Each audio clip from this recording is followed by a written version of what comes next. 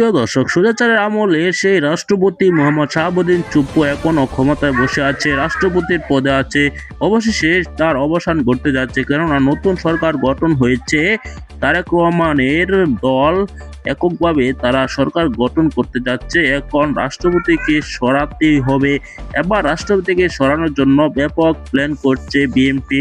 ইতিমধ্যে জানা যাচ্ছে রাষ্ট্রপতিকে সরিয়ে বিএনপির মহাসচিব মির্জা ফখরুল ইসলাম আলমগীরকে রাষ্ট্রপতি বানানো হবে।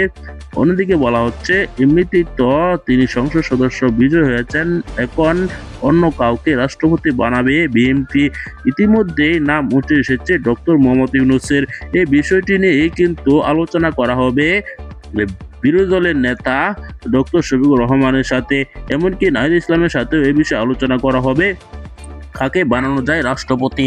দর্শক, আপনারা এই ভিডিওতে দেখেছেন, তারও পাশাপাশি দেখেছেন যে তারেক রহমানের সমালোচনা করেছেন ব্যারিস্টার ফুহাদ। তিনি যে তথ্যগুলো দিয়েছেন এই বিষয়ে আপনার কি মতামত কমেন্টে জানাবেন। পরবর্তী এরকম নিউজগুলো সবার আগে পেতে অবশ্যই চ্যানেলটিকে সাবস্ক্রাইব করে রাখবেন। এই মুহূর্তে বিদায় নিচ্ছি। আসসালামু আলাইকুম ওয়া রাহমাতুল্লাহ।